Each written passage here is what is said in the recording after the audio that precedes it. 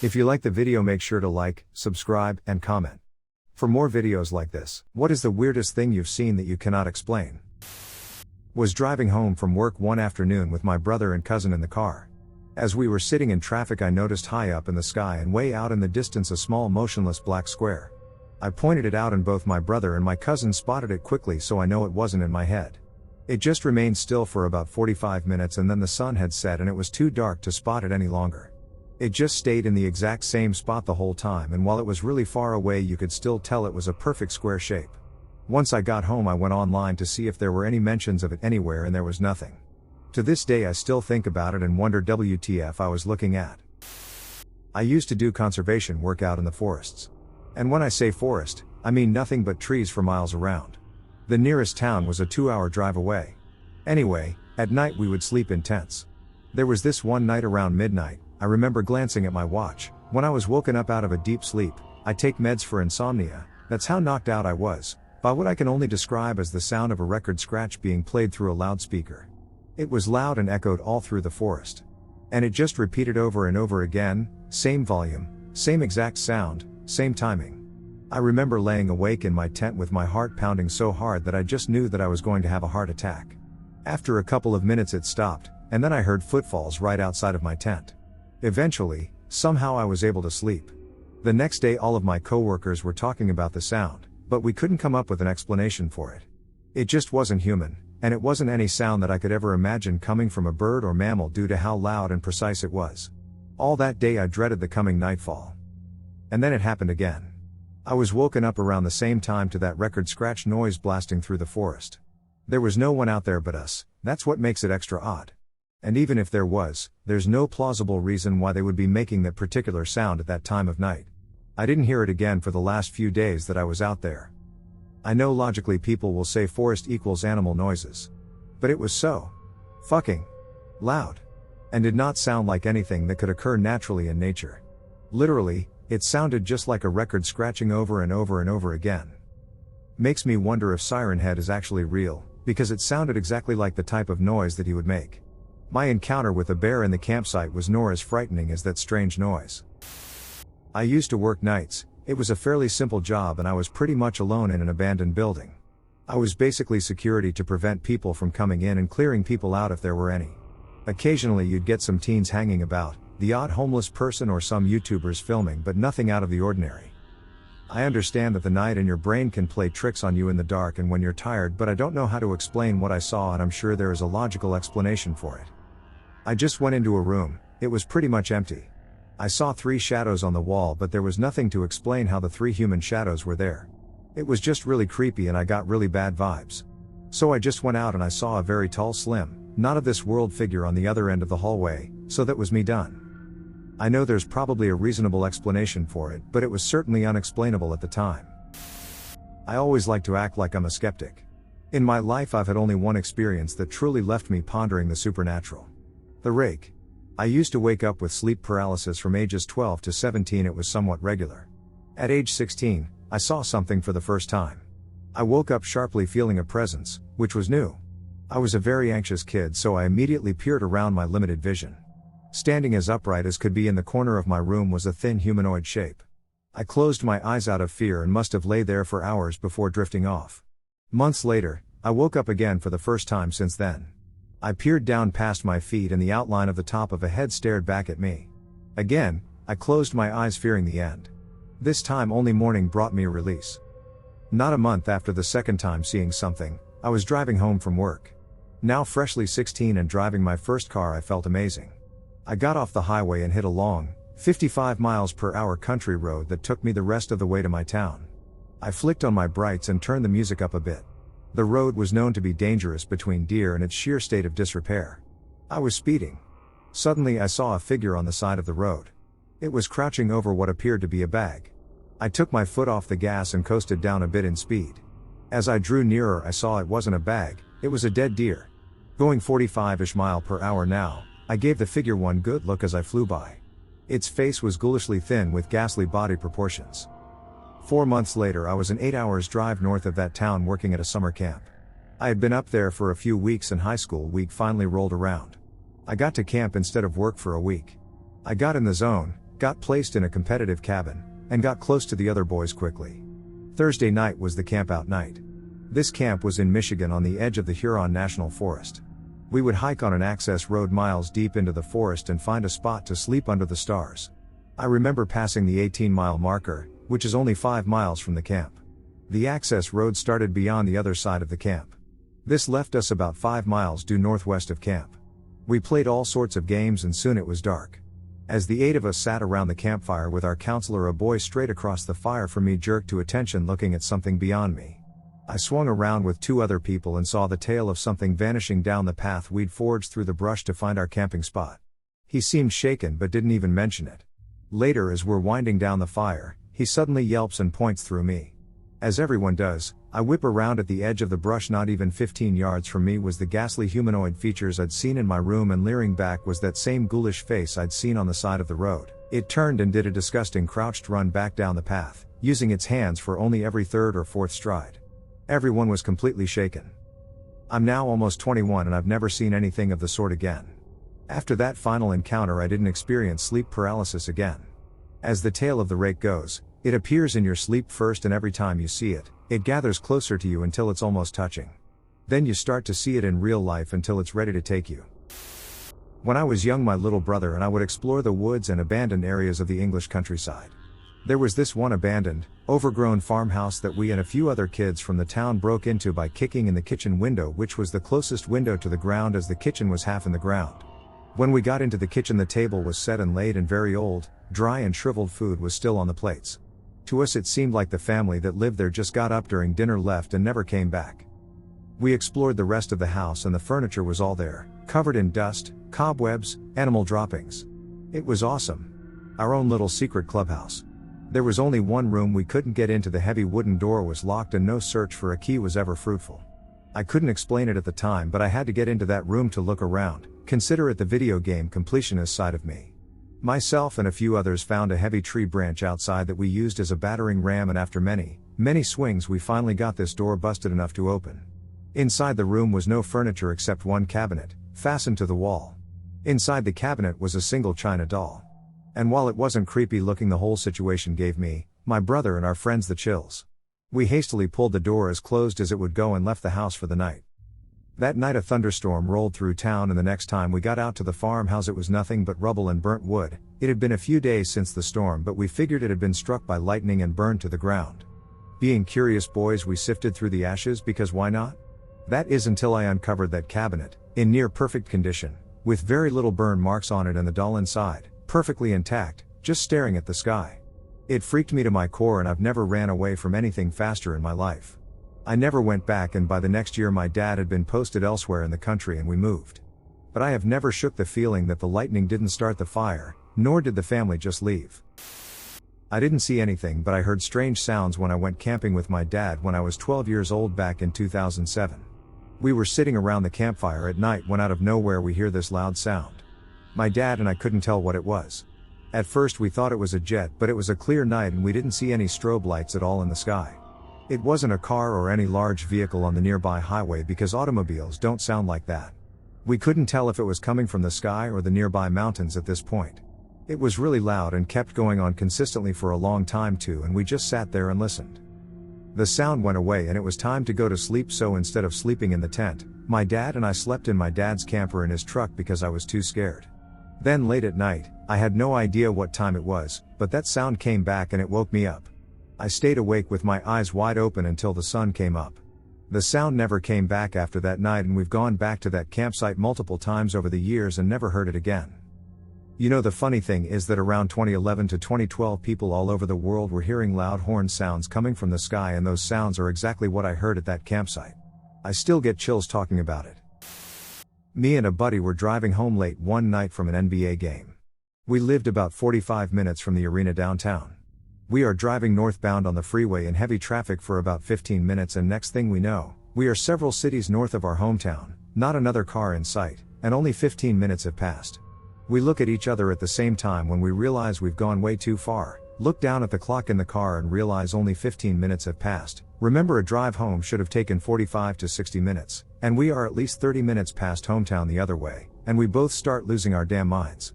We turn around and driving back south towards home, nothing strange happened, and it took the 30 minutes it should have to get home. To this day, everyone we tell about this story tells us we are lying or trying to pull some kind of a joke. Sure, we could have been distracted by the radio or talking too much where you forget what happens, but the time issue. It only took us 15 minutes to get somewhere when it should have taken at least an hour. I truly believe between the last thing we remembered, and when we realized where we were, we entered some kind of time warp. Praying someone has had a similar experience who thinks we're not crazy. I do Girl Scouts. Don't judge me, it's fun. So anyways, as I'm sure you all know, the Girl Scouts do camping trips at least once a year. It was that time. Everyone was super excited. So, we get to the area. This time it's a new place. Everything's normal, the cooking crew make dinner, I don't remember what it was. We eat and then go unpack in cabins. Forward a bit, it's midnight and I can't sleep. I don't know what to do, so I decide to try going to the bathroom. I get up, grab my flashlight, get my shoes on and walk out. So, the bathroom is like a separate small cabin. You have to walk down a bit of a trail and go through a section of forest. I'm walking through the woods bit and something catches my eye on the forest floor. I walk over to it and squat down. It was a feather. But not just any feather. That thing was as big as my whole arm, maybe more. It was mostly black, but the tip was white and the edges were lined with a shimmering gold, which is what caught my eye. I sat there for a bit, studying it. Took a second and then my brain just went, fuck this shit, I'm out. Jogged back to the camp and never saw it again. If anyone knows any animal like that, let me know. Maybe I'll finally get an explanation. 14 years ago, we were house and dog sitting for the summer for a friend who'd gone out of country and didn't want to leave their place empty or put their dog in a kennel for 2 months. One night there was a truly phenomenal thunderstorm. The lightning was so constant that instead of being dark, everything was lit with this eerie flickering blue/white light with occasional purple flashes. The air was rumbling, the thunder was so active. The warm rain fell so thickly that you couldn't see the other side of the street, which was now a little river probably an inch or so deep. It was like being on an alien planet. We were mesmerized, and because it was so warm we went and sat outside on the covered front porch. Suddenly my BF said, "Is someone out there?" and nudged me to look down the street. It looked like the shadowy and distinct figure of a person weaving around in the middle of the street. As we watched, the person came closer and closer down the street. But we quickly realized there was actually no one there. It was a roughly person-shaped hole in the rain. My BF was gripping my arm tightly by now and we were frozen watching. You could see the falling rain stopping as if hitting a body. There were sprays flying off in directions rain was not falling, and stompy splashes in the rain flowing down the street just like you'd see if someone was stamping their foot in a puddle. But there was no one there. It was like watching the Invisible Man. It was now right in front of our house. There was a clear rhythm to the movements and it became clear this figure seemed to be dancing in the rain. We were both terrified and fascinated, but there was this weird feeling of danger too. We were barely breathing and my BF whispered right in my ear, "It can't notice us." There was a super bright lightning flash just then, one so bright it left us blinking and seeing purple for a moment. The figure stopped dancing and was standing before the house, and we both got this horrible feeling it was looking at us. Then the movement started up again, slower now. It made its way up the short driveway and onto the lawn in front of the porch where it slowed to a stop. My BF's grip on my arm was painful at this point and I could feel him winding up to make a lunge for the door to try and get us inside. Suddenly the dog started barking aggressively and loudly in a way we'd never heard it bark before, and then it started throwing itself at the door. The thing on the lawn jumped backwards and then ran away across the grass, down the drive and then down the street. As it was running away, we jumped up and ran into the house, locking the door behind us and calming the dog down, who was beside himself and insisted on smelling us all over for some time before his hackles would go down. To this day I have no idea what we could have seen. We've talked about it many times. Every rainstorm we spend a bit of time looking out of windows. We live about 15 minutes drive from there now. We've never seen anything similar since. I was driving south from northern Ontario one year. I'm talking up near Hearst on my way to Toronto when I was at university. If anybody is unfamiliar with the area, northern Ontario is a vast spread of Canadian Shield, rocky landscape, and dense brush. A bunch of relatively small mining towns spread out over like a 300 kilometers radius. It's kinda eerie and Highway 11 is the most depressing stretch of highway I've ever been on. For anybody familiar with it, close to midnight and I'm past Kirkland Lake Cutoff and decide to stop at the next stop/diner/whatever to get a coffee and stretch the legs. I pull off right near Englehart Peel into the Tim Hortons and go to the bathroom. After I come out I grab a coffee and a snack and sit down to eat it. About 10 minutes go by and this old lady sits down at my table. There is nobody else in the shop apart from the ladies behind the counter. At first she didn't say anything, just looked at me and she could probably tell I was a little freaked out. Finally she just went, "Truss, it's so good to see you. How have you been? How is Dad's name, and Mom's name, and has Sister's name, finished up with school?" I started to shake. I was so nervous and asked her how she knew who I was and that I was there. I had never been there before and was a little freaked out. She got up super quietly again, just smiling, told me they've been keeping an eye on me, and then she left and that was the end of it. I don't know who she was or how she knew me, but at midnight in a little bumfuck town in northern Ontario in the middle of the night was enough to freak me out for the next little while. I was out walking my dog in the forest late at night. This is not unusual or freaky, it's something I do a lot and enjoy. It's tranquil, soothing, and just my dog and me. I'm not scared of the dark, the forest, and I have my dog with me. There are no dangerous wild animals where I live and no bigger animals at all. I also do not scare easily. It was a cold day in October and you could see the stars well and the moonlight was strong enough to light my path. I have a light but I didn't need to use it. As I'm just walking minding my business, happy and enjoying myself, there is a sensation like if someone had cracked an egg filled with ice cold water on my head. That's the best way I can describe it. The cold runs down from the top of my head, down my whole body to my toes, and I am instantly terrified. I get goosebumps all over and I just know without any doubt in my mind that I am in mortal danger. At the same time this feeling rushes over me. My dog who is walking in front of me has stiffened and turned towards the forest. His tail go low, his head and ears go low, and his mane rises like on an upset cat. I have never seen him do this before or since. Instead of his normal startled bark or the way he'd bark at a wild animal, he emits a low growl and stares intently at a space between some of the trees. I look the same direction as him and I hear a voice in my head, clear as day, say, "Don't look at it because then it will know you are aware it's there." I've heard my crisis situation voice before and it's always weird, having your brain speak to you like it's a different entity, but I do not need it to tell me a second time. I turn around and look for the quickest exit. My dog's inner crisis voice has not given him the same message because he is fixed on the spot and refuses to move. I manage to yank him while he is still growling deeply like I've never heard before, and I find a shortcut out of the forest. As soon as I pick up my speed and get my dog going, the wind picks up and it is warm and it carries with it a smell of fermented apples and rotten leaves. I hightail it out of there, running like I've never run before, and as soon as we get out of the forest my lungs basically give up. I have asthma and running in dry air is not possible. I know that I'm safe out of the forest thought, but before I can get any ideas the voice in my head once again states, "Keep moving and don't look back." Fighting the instinct to not look back, I manage to drag myself and my poor dog away. When I get home I lock the door, light every lamp in the house, and I don't turn them off until morning. I don't sleep either. I have no clue if it was just something in my brain that went, "Let's become scared now." And my dog picked up on it, but still to this day it terrifies me.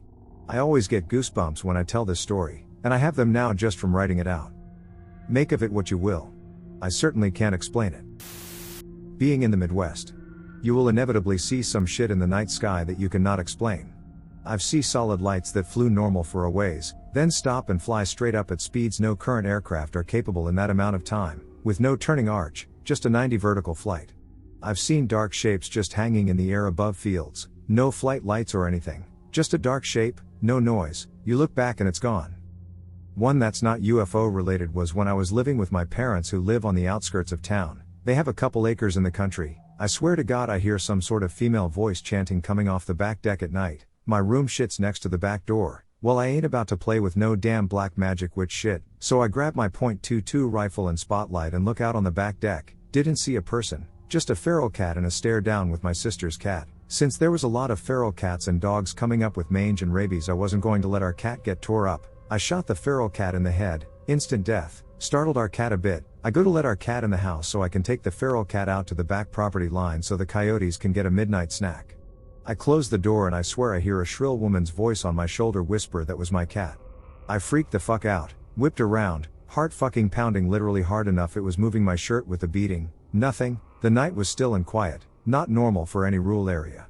Needless to say I woke my dad up. We got our ARs and walked the house and buildings. Nothing. I went to get the dead cat. It was gone, blood was still there but no body. I know it was dead because I always put 2 additional rounds directly into the head of any animal I kill to ensure it's dead. I did so with this cat. Coyotes and birds of prey don't come up on our decks and they would have been scared off by the shots. I still have no idea what the fuck happened that night, but afterwards I waited till morning to deal with feral animals. This story happened 19 years ago in Fergus, Ontario. I can still remember it like it happened yesterday. I was 16 years old at the time, when 2 friends and I went camping for the weekend, a couple hours outside of Toronto. Everything was great, we were drinking beer, smoking a lot of weed and having a good time around the fire. We decided to call it a night around 2 a.m. We were all drunk and high but still able to function somewhat normally. We were in the tent talking before we fell asleep. That's when it started. In the far distance we heard howls, as if there was 20 coyotes howling 200 to 300 yards away. The howling kept getting closer and closer. We all looked at each other confused and a bit nervous to what was happening. It kept getting closer. By the time it was outside of our tent, the sound went from howling to what sounded like a wind tunnel spinning right above our tent. We all sat there silent and terrified. Then as quickly as it came, there was a crack and everything went silent. We all laid there motionless, we were too scared to even sit up. A very sobering moment. We all stayed up confused and talking what the hell those sounds were for at least an hour. Eventually we were able to fall asleep. The next morning, the campsite looked untouched and showed no signs of anything. I know it's hard to believe, but if it was only one of us that heard this happening, I would have chalked it up as them being too drunk or high, but we all heard the same thing. I don't believe in paranormal activity, but to this day, we still all have no idea what made those sounds. Was it a ghost? Was it aliens? Unfortunately, we will never have an answer. I grew up in rural Tennessee. My parents built a house 3/4 of the way up a big hill on a wooded 25 acres, youngest of 4. They still live there. House was built into the side of the hill so the basement was open on one side, but the driveway went to the second floor, still a ground floor technically. On the basement side, going down the hill there was a concrete pad that stretched the length of the house. It was lit so my sister and I would sometimes rollerblade back and forth at night. This was the 90s and we had no neighbors so we were always outside doing something. We're skating back and forth, one side of the house to the other. We skate to one side of the house and for some reason look up the hill towards the driveway. It was past dusk but we could make out a large dog figure that was on the driveway leading to the second floor. We frantically rollerblade inside. My older sister actually pushed me out of the way to get it. Our dad is in the basement watching TV and we frantically try to explain what we saw. This all took place in less than a couple minutes, so my sister and I hadn't talked about it yet. We both agreed that what scared us was that it looked like a dog but the hind legs were like a human crawling, because you could see the leg behind the knee. Our dad did go and check and of course nothing. We still tell the story today and it still gives me goosebumps. I remember not going outside at dark for a long time. Didn't happen to me, happened to my dad when I was around 11, early 90s. For reference, my dad, to my knowledge, has never shown fear of anything in my entire life. He's the type of guy that the camp group hears a noise in the woods at night, and he chuckles and goes for a walk to see what it is. So I grew up in a rural farming community in NW, Florida. We were on 200 acres and in a tiny community of 7 houses, spread across a 1-mile stretch of highway. There's a massive north-south overhead power line that crosses from a neighbor's property to the south and runs north across our property. If you follow the trail south on the neighbor's side, when it reaches their property line there's an intersecting road that runs perpendicular east to their old family homestead. The home there was built in 1883, and almost everyone in that family lived and died in the house. They have a caretaker who lives in a small trailer about 50 feet from the home with his young kids. My dad enjoyed walking under the power lines in the afternoons because the local utility always kept a nice, clear driving path. And we did a lot of maintenance so we were always welcome to walk on their property. So he leaves on a Sunday afternoon in January, it's cool, low 50s, and there's a slight haze. He crosses the highway and goes under the neighboring lines, and as he is approaching the end of the property, he notices a little boy around 7 to 9 years old ride his bicycle out of the joining road about 30 feet ahead, stop and looks at my dad, turns and pedals back down the road. At the moment my dad got a weird feeling, but he assumed it was the caretaker's son riding his bike and dismissed it. So my dad reaches the intersections and turns, and there's no one on the trail and no bicycle tracks. This is a straight path through thick woods that runs about a mile before it reaches the old house. Now he really feels uneasy. Especially since the family cemetery is right at that intersection. Again, never afraid of anything, he decides to walk down and see if the caretaker is messing with him. 10 minutes later he reaches the old house, and the caretaker is outside playing basketball with his two sons. Dad immediately notices neither boy is dressed like Bicycle Boy. He makes small talk with the caretaker, and then asks if his sons have been riding their bikes in the past 15 to 20 minutes. Caretaker turns white and pulls my dad aside. Caretaker explains that he has seen that boy several times over the years, and so has his daughter, but neither of his sons have ever seen it. Caretaker tells my dad to take the other exit off the property, promptly tells his boys to go inside, and just walks away. I'll never forget the look on my dad's face when he walked back in that day. He was white as a sheet of paper, and refused to talk about what happened for a few days. I didn't get the story until I was much older. He's in his late 70s now, but since that day he has never taken that walk, and he refuses to go on that property without myself or my mom joining along. Was walking home once after having been at a friend's house. It's dark and I'm kinda inebriated, but I don't believe that factors in. Anyway, I'm walking down and I'm almost home when I walked by a cat on a sidewalk in a housing estate, and was thinking nothing of it until I walked right past it and it had absolutely no reaction to my presence. Amused, I walked back to see if it would react. Again, nothing. I actually examined the cat and noticed that it's staring at something across the road. I look up and that's when the fear hit. There's a cat on the opposite sidewalk perfectly across from the original cat staring directly back at it. Now obviously I start jumping to conclusions about how the simulation is glitching or whatever, but I try to get the cats to move. I walk right in front of them back and forth across their field of vision to try and get them to move even slightly. Nothing. It is like they were made of stone. And they were 100% actual cats due to the fact their eyes were reflective in the darkness. Actually kinda scared now. I just stare dumbstruck at them for another 3 to 4 minutes in which absolutely nothing happens. They just continue to stare at one another perfectly still. Eventually I made myself move on, but I still can't explain what they were doing. My professional opinion is that cats are of the devil. There's this haunted area in town. Basically just a creepy ass road, and people have claimed to see ghosts, their cars break down for no reason, etc. Let me be clear, I do not believe in ghosts or anything like that. I just took a drive through it for shits and giggles. My cousin and his then girlfriend were sitting in the back. My friend Dre was sitting in the front passenger seat, and obviously I was driving. It was around midnight. The road isn't lit at all, so we are fully dependent on the car's headlights. All of a sudden this thing ran across the road. It wasn't an animal though, because it was bipedal and I don't live in Australia. It was humanoid shaped and really tall. Like 6 to 7 feet tall. It looked like something out of creepypasta. My cousin and his girlfriend didn't see anything because they were busy making out in the back or something, typical horror movie couple. Me and Dre saw it, though. Keep in mind Dre is the stereotypical gangbanger tough guy and he was freaked out. I stepped on it to get out of there and the check engine light came on. We got out of there safely and the light turned back off. To this day I can't explain what I saw. It might have just been some people trying to freak us out since it's a known haunted area. I was out for a night walk. We lived in an apartment complex and in the back of it was a large public park. It was filled with large spans of grasslands, woods and a baseball field. There is a path I take that is bordered by the grasslands and a small line of trees that separated the apartments from the park. I often went to the baseball field to stargaze and practice jumping over fences. I'm not gonna lie, I'm kind of a dumbass. I was walking back from the baseball field, passing by the grasslands when I felt like I was being followed. I stopped suddenly and turned around to see a large silhouette standing about 10 feet away. It was walking on all fours, but it looked hunched on itself as if its torso was longer than its legs. It was mid-step when I spotted it. Maybe a hoof? It looked at me for a moment, cocking its head, then dashed into the thin line of trees. I took off running after it to see what it was. But by the time I broke through the trees, it was gone. There was nothing there. This happened around 20 years ago in the woods in Austria. Some friends and I went hiking and camping outdoors in summer. After a quiet and normal day we set up our tent, 4 persons, all around 14 years old, set up a fire and grilled dinner. After that we went into our tent and chatted till it was around midnight and we fell asleep. Now we were set up with 2 heads towards one side of the tent, so that it was only around 30 centimeters over our heads. Next thing I know, it was some time later, I guess it was around 2 in the morning, the tent wall suddenly and slowly gets pushed down towards my face and until the 60 square centimeters area by a lot of pointy ends, like antlers of a deer. It slowly retracted back to normal, but then all of a sudden violently pressed down and started to shake our side of the tent right above our heads.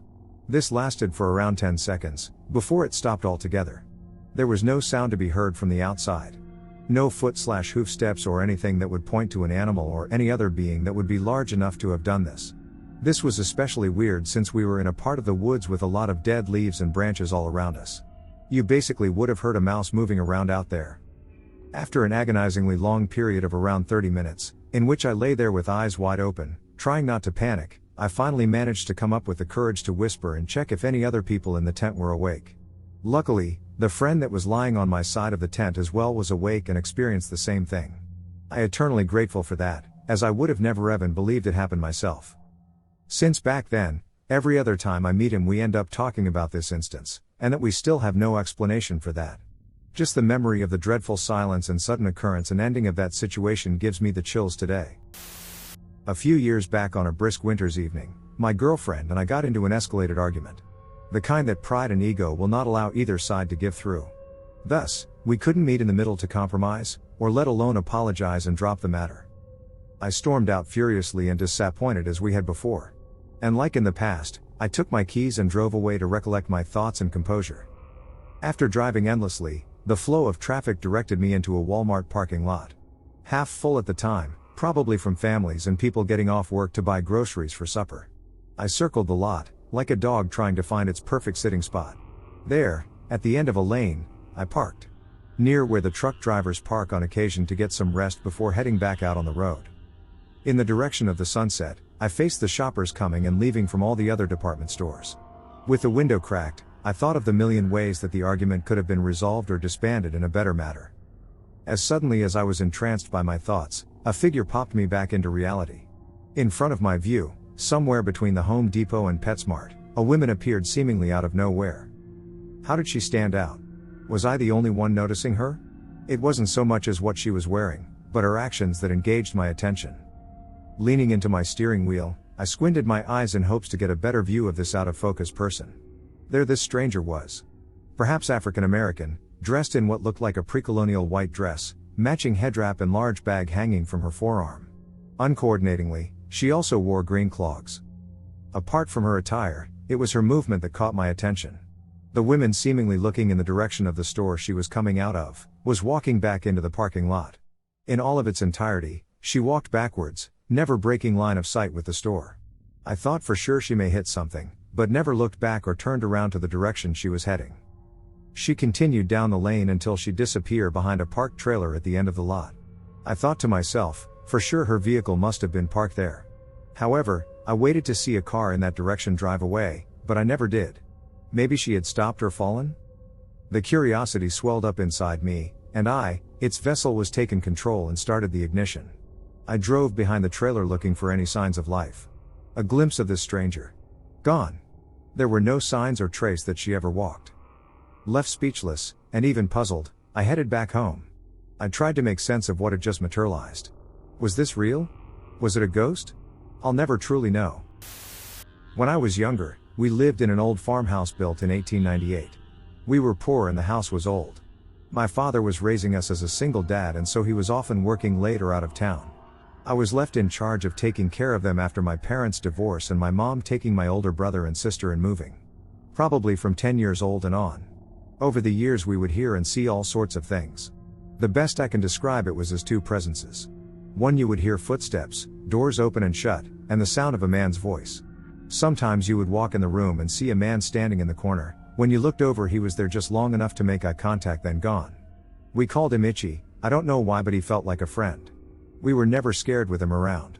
The other felt like death or evil incarnate, the kind of thing that would make your skin crawl and you wouldn't want to look anywhere for fear of what you may see. That feeling when you open a door and walk in and everything in your body is screaming to run. I would chalk this up to my sisters and I creating these out of trauma or whatever if it wasn't for the fact that both our friends and their parents would see/hear things as well. We wouldn't talk about it either, but they would be in the living room and hear a door open and a man's voice gently calling out.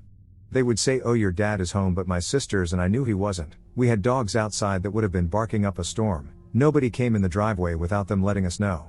Even arguing with us that he was, so we would get up and go into the kitchen. No floodlights on outside, no one home. Some of our friends refused to come spend the night again and we could only go to their house. Years later I was talking with my brother about the house. It was such a creepy house and he lived there for a couple years. He ended up describing Itchy to me perfectly. We had never talked about it before. When he left I was barely 4, but he had the same experiences as we did. I know it wasn't sleep paralysis, we were awake and often it was in the middle of the day. When I was in my early 20s, I dated a girl who was an attention-seeking bimbo. I was there for a good time, not a long time. Spoiler alert, I was there for a long time too. She and her friends used to talk about how she saw a spirit or something that had followed her around since childhood, and of course I thought she was full of it. She claimed that the first time she saw it was after she masturbated for the first time when she was very young. She saw it again several times. The only story I can recall was an incident where they were spray painting a bridge. Fast forward a few years and we've started a relationship and I live with her and her mother. The laundry dryer goes off across the house and I hear the alarm. I go to switch laundry. I do the deed and when I turn around to walk out, a broom fell over behind me, way out of reach. I go prop it back in its appropriate corner, thinking nothing of it. When I walk out of the well-lit laundry room and into the dark kitchen/dining area, I'm hit by this wave of fear and anxiety and an odd sensation I can't describe. I'm compelled to turn around because it feels like something is behind me. Not a normal feeling, like an anxiety, but like I can literally sense something behind me. I turn around and the room I am in is very dark, the only light is emanating from the doorway of the laundry room. Suddenly I notice there's an even darker spot in the corner of the ceiling of the dark dining room, and the spot itself isn't what caught my attention, but the fact it was growing bigger and bigger. The spot didn't really have any dimension, it looked as if it was an obscure 2D fog, but it was the blackest black. It seemed to be coming out of the corner. It formed the shape of what I could best describe as a Christmas tree or a cone, point up. A silhouette of a hooded figure sounds cliché, but that's exactly what it was shaped like. So this thing grows out or the corner in the ceiling and starts to barrel toward me in the creepiest, most unnatural way. Moving without giving the impression it moved. Just floating. I was so terrified, I couldn't move. Every hair on my body stood up and it felt almost as if there was static all over me. I wasn't just horrified, I could feel this thing. It took every bit of willpower for me to unroot my feet, turn around 180 degrees, and walk away as fast as possible without running. I went back to the bedroom and told my significant other this, white as a ghost, and I didn't sleep right for months after that. That thing made a mid-20s me afraid of the dark again. My friends and I had a tradition of eating at a huge buffet once a month. We'd pile into my car, take off and just abuse the holy hell out of that $8.99 special. The place was even close by down a wide city street, take a left, half-mile down the road, take a right. The important part here is, that buffet place sat on an ocean of blacktop. Clear lines of sight in every direction. Like someone started to build a Walmart and then lost a bet with an ancient Chinese wizard.